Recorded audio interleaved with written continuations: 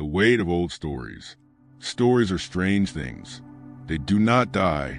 They linger in whispers and lessons in the corners of childhood where memory blurs with imagination. Everyone remembers the story of the three little pigs. 3 brothers, 3 houses, and 1 wolf whose breath was strong enough to topple dreams built from straw and sticks. The pigs triumphed. The wolf was defeated. And the tale ended with a neat bow of morality. Hard work wins, arrogance fails. But what happens after the story ends? What becomes of the wolf? Once the curtain falls and the children sleep, the wolf in exile. Months had passed since the wolf's failure. He no longer prowled the edges of the forest, seeking easy prey. The hunger inside him still gnawed, but was quieter now, muted by shame. Where once he carried himself with arrogance, now he moved like a shadow. The forest seemed to whisper his name with mockery. Blown away by pigs, defeated by straw and brick, a predator humbled. And for the first time in his life, the wolf stopped chasing, stopped devouring, stopped proving himself. He lived in exile, not from others, but from himself. The scar of memory. It wasn't the bricks that haunted him. It wasn't even the laughter of the pigs. What truly haunted him was a look in the smallest pig's eyes, the one who had built the house of straw. That look was not fear. It was disappointment, a silent, almost human sorrow, as if the pig had known all along that the wolf could have been more than teeth and hunger, but had chosen not to be. And that look stayed with the wolf, gnawing at him long after the story was finished. The slow change. Time reshapes all creatures. For the wolf, it did not come in a sudden transformation, but in tiny moments of stillness. He began to notice things he once ignored. The rhythm of rain dripping from leaves, the trembling of rabbits who expected him to strike, but whom he let pass unharmed, the warmth of sunlight, not as prey spotted, but as a gift freely given. And slowly, shame began to shift into something heavier, but purer. Regret, not regret for losing the battle, but regret for never asking himself why he fought it in the first place. The forgotten pig. Years passed. The forest rebuilt itself, as forests always do. The story of the 3 pigs remained alive in every village. But in time, the pigs themselves drifted into quiet lives. The eldest pig, the builder of bricks, became a symbol of resilience. The middle pig, once mocked for his stick house, learned caution and humility. And the youngest, the builder of straw, disappeared from memory. For what worth is there in a house that crumbles? Yet it is often forgotten who carry the deepest truths. The first glimpse of fate. One late autumn afternoon, as the wolf wandered near the edges of the forest, he saw a figure he almost did not recognize. The smallest pig, older now, heavier, his eyes dim not by fear, but by experience. He was gathering reeds by the river, his hooves muddy, his breath slow. He worked without urgency, as if time no longer pressed upon him. The wolf froze. The memories flooded back, the straw, the laughter, the shame. But this time, the wolf did not bare his teeth. He did not lunge. He simply watched, and wondered what it would mean to be seen again, not as a monster, but as something more. And in that quiet moment, the story that everyone thought had ended began once again. The watcher in the shadows. The wolf remained hidden among the trees. The pig, older now, continued gathering reeds by the water's edge. For a long time, the wolf only watched, debating with himself, arguing with his nature, wrestling with a hunger that was no longer for flesh, but for forgiveness. Every instinct told him to stay silent, to let the pig live in peace, to avoid the risk of reopening wounds that time had sealed. But silence is its own kind of betrayal, and the wolf knew he could not carry the weight of his past forever. So he stepped forward. The pig's reaction. The pig froze. The bundle of reeds slipped from his hooves and fell into the mud. His eyes widened, not with the sharp fear of prey, but with the deep, measured recognition of someone who has seen too much of life to be surprised anymore. "Wolf," he whispered, not as an insult, not as an accusation, but as a simple fact. Like naming a storm on the horizon, the wolf lowered his head. "I did not come to hunt," he said, his voice graveled by years of silence. "I came because I must." The weight of words. The pig narrowed his eyes, uncertain. Must what? The wolf's throat tightened. To speak of hunger, of failure, of shame. These were truths predators did not share. But he forced the words out slowly, as if each one cut his tongue. I must face what I was, and what I did, and what I saw in your eyes that day. The pig's breath caught. The memory of straw, of collapse, of fear. It flickered in his mind like a dying flame. But stronger than the memory of fear was the memory of disappointment. The pig speaks. You destroyed my house, the pig said, his voice steady. You laughed as the straw scattered. You would have devoured me, had my brothers not been near. The wolf nodded. Everything you say is true. The pig tilted his head. And now you stand here, not with fangs, but with words. Why? The wolf's eyes lowered.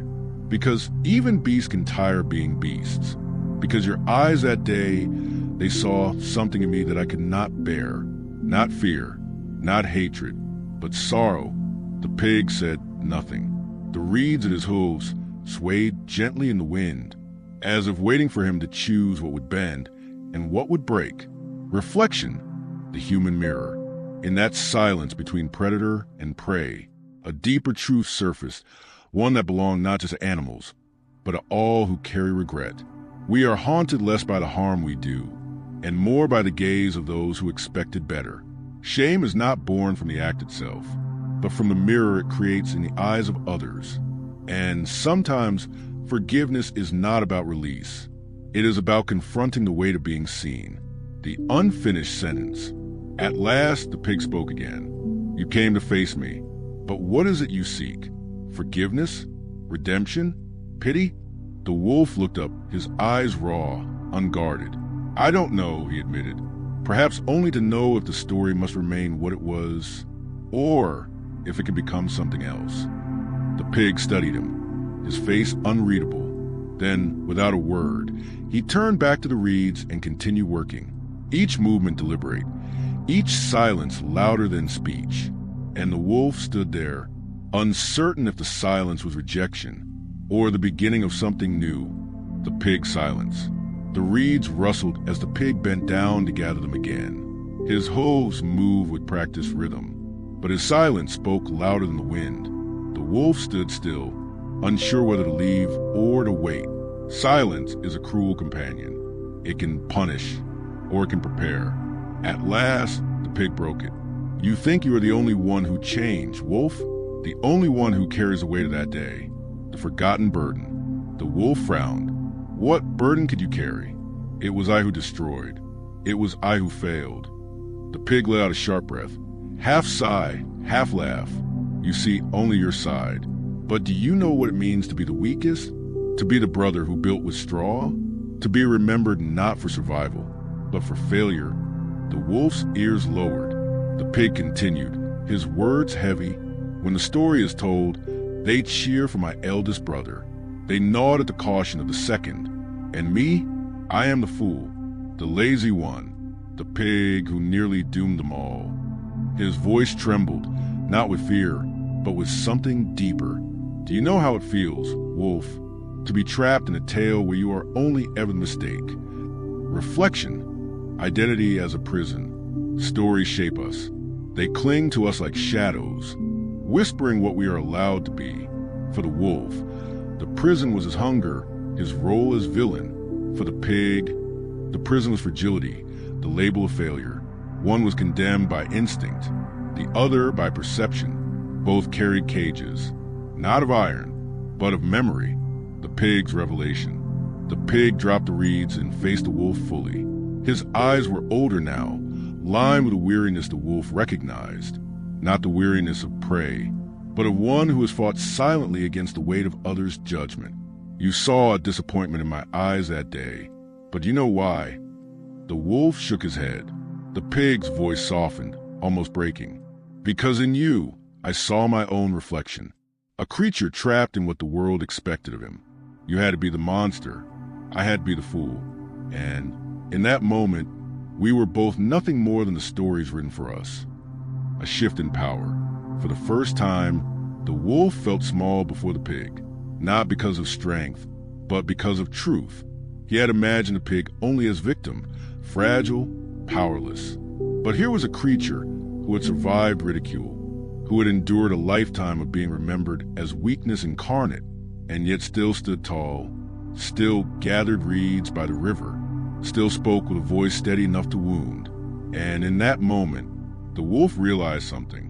The pig was no longer the one who needed saving. The beginning of understanding. The wolf lowered his gaze. I thought I was the only prisoner. But you were caged in silence all these years. The pig nodded slowly. Perhaps we are not enemies anymore, wolf. Perhaps we are something else. Two creatures bound not by hunger or fear, but by the stories we no longer wish to obey. The wolf lifted his head, a flicker of something unfamiliar stirring in his chest. Not hunger, not guilt, but recognition.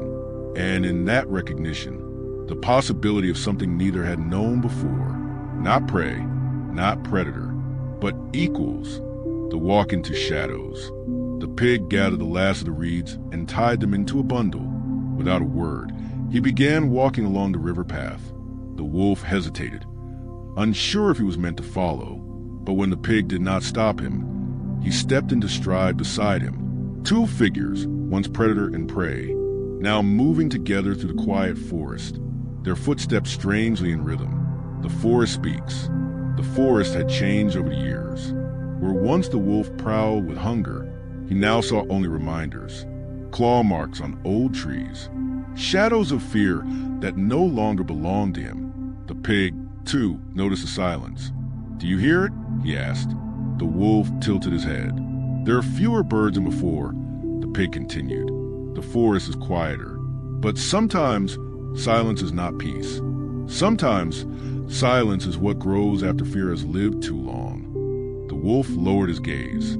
"And I planted much of that silence." The pig said nothing, but his eyes softened, not in forgiveness, but in recognition. The dialogue on change. The wolf broke the quiet. "Do you believe creatures can truly change?" The pig glanced at him. "I believe we change every day. But whether it is growth or decay, that is the question." The wolf's ears twitched. "And me? Do you see growth or decay?" The pig thought carefully before answering. "I see a wolf who once destroyed because it was easy. Now I see a wolf who hesitates. And sometimes hesitation is the first sign of wisdom." The wolf huffed a faint laugh. "Or the first sign of weakness." The pig shook his head. "No, weakness is when you act without thought. Wisdom is when you finally pause to see the weight of what you carry. Reflection, the nature pause. The narrator's voice deepens. We often mistake hesitation for failure. But sometimes the space between impulse and action is where true change is born. For the wolf, every pause was a rebellion against instinct. For the pig, every pause was a refusal to live by the world's judgment. Both had learned that silence, once a cage, could also become a doorway. The pig's confession. As they walked further, the pig's voice lowered. "Wolf, I never hated you." The wolf blinked. "You did not." "No," the pig said softly. "I feared you, yes. But hatred? No. Hatred gives power to the one who harmed you, and I would not give you that. What I carried was not hate. It was the question of why I was so easily broken." The wolf's chest tightened. "And did you find an answer?" The pig looked at the reeds in his arms. "I learned that being broken once does not mean being broken forever. Straw bends. It falls. But it also teaches you how to build again. Not with arrogance, not with fear, but with understanding. The test of trust." The wolf slowed his pace, thoughtful. "And now you walk beside me, a wolf who once sought your end. Is this not foolishness?" The pig stopped, turned, and met his eyes. "Perhaps. Or perhaps it is the only way to know if change is real. Trust, wolf, is always a gamble. The question is not whether I risk betrayal. The question is whether you risk becoming something more than your nature." The words lingered in the air. A challenge not shouted, but whispered like a sacred vow. The wolf felt the weight of it settle on him. This was no forgiveness freely given. This was a test. And in the quiet path by the river, The wolf realized that the true trial had only just begun. The forest interruption. The path wound deeper into the forest, where the trees thickened and the air grew heavy. The river song faded until only silence remained. Then, a rustle, a snap of twigs, low growls curling from the shadows. The pig stiffened. The wolf's ears pricked forward. Out of the underbrush emerged 3 young wolves, lean, hungry, their eyes sharp with the same hunger. The older wolf once carried himself, a familiar instinct. The young wolves circled, their fangs flashed, their bodies tense with the thrill of cornering prey. One snarled, eyes locked on the pig. "Meat," he growled. "Easy prey. Old prey." The pig's breath quickened, not with the helpless panic of years before, but with the steady recognition of danger returned. The older wolf stepped forward, placing himself between the pig and the pack. "This one is not yours," he said. His voice carried not command, but conviction. The young wolves laughed, cruel and sharp. "And who are you to tell us what is ours? The forest feeds the strong. Step aside, old wolf, unless you have grown too soft to remember what you are." The war inside. The older wolf's chest tightened. The scent of fear, the trembling heartbeat of the pig at his back. It pulled at something primal. His fangs ached. His instincts screamed. Hunt. Take. Survive. But over that roar came another voice. The pig's words from earlier. "Trust, wolf, is always a gamble. The question is not whether I risk betrayal. The question is whether you risk becoming something more than your nature." Reflection. The knife's edge of choice. Narrator's voice sharpens like a blade. Every creature carries 2 lives, the one written by instinct and the one written by choice. The old wolf stood on the knife's edge between them. To surrender to hunger was to return to the story he despised. To resist was to carve a new one, a story no wolf had ever dared to write. The stand. The older wolf bared his teeth, not at the pig, but at the young wolves. "You think strength is in taking," he growled, "but strength is restraint. Strength is knowing you can destroy, and choosing not to." The young wolves hesitated, confused. They had never heard such words from their kind. The pig, still pressed against the reeds, watched with wide, uncertain eyes. The old wolf stepped closer to the pack. "If you want to feed, you'll go elsewhere. This one is under my protection." The tension snapped like a bowstring. The younger wolves snarled, but the fire in the elder's gaze, a fire no longer of hunger, but of conviction, was enough to break their courage. One by one, they retreated into the shadows, their growls fading into the depth of the forest. Aftermath. Silence returned, but it was not the silence of fear. It was the silence of something unspoken, something fragile yet unbreakable forming between wolf and pig. The pig's voice trembled as he whispered, You stood against your own."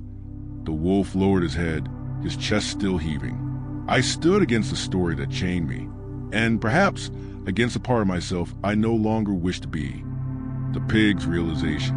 The pig stepped closer, studying him not with suspicion, but with something far deeper, a recognition that mirrored his own journey. "We are both rebuilding, aren't we?" he said softly. "You from instinct, and I from shame. Perhaps that is why fate brought us here again." The wolf looked at him, eyes raw but steady. "Then let us see if 2 broken stories can weave something whole." The river's edge. The path ended where the forest opened to the river once more. The reeds swayed gently, and the water mirrored the fading light of dusk. The pig set down his bundle. The wolf lowered himself onto the riverbank. Neither spoke for a while, not out of fear, not out of tension, but because sometimes silence is the only language strong enough to hold what words cannot. The pig breaks the silence. At last, the pig spoke. "Years ago, you tore my house apart, but it was not the straw you destroyed, it was me. And for years I thought that moment defined me. The weak one, the foolish one, the pig who built wrong."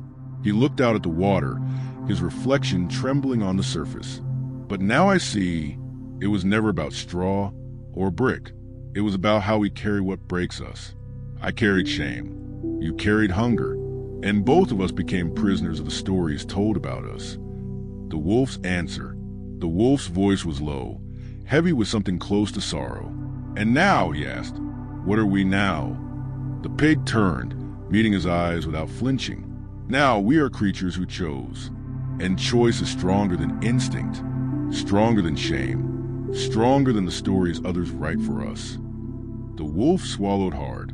"I do not ask forgiveness, but I ask this. Will you walk beside me again someday?" The pig studied him for a long time. Then he nodded once, not as prey and predator, not as fool and monster, but as what we truly are, survivors who refuse to be defined by yesterday. Reflection, the human mirror. Narrator's voice deepens, drawing the story outward toward the listener. There's a lesson here, hidden between fur and hoof, between straw and fawn. We all carry the weight of who we once were, the shame of weakness, the hunger of mistakes, the prison of labels. But change is not born in grand victories. It is born in hesitation, in the moments where instinct claws at us, and we choose differently. The wolf did not erase his past. The pig did not forget his fear. Yet together, they carved something new, not forgiveness alone, but understanding. And understanding, perhaps, is the first step toward peace. The farewell. As the sun dipped low, the pig gathered his reeds once more. The wolf rose to his feet. They exchanged no promises, no vows, only a glance that carried more weight than words. A glance that said, "I see you not for what you were, but for what you chose to become." Then the pig walked toward his home. The wolf disappeared into the trees, and though their paths split, they no longer carried the chains of yesterday. They carried the quiet power of knowing that even the oldest of stories can be rewritten. Closing reflection. Stories are cages, but they're also keys. We are not bound to remain the villain, the fool, the weak, or the lost. We are bound only by the choices we do not take. And when we dare to choose, to resist instinct, to rise from shame, to walk beside those we once feared, we find a freedom far greater than any house of straw, any wall of brick, or any mass of fangs. For in the end, we are not what was written for us. We are what we choose to write next.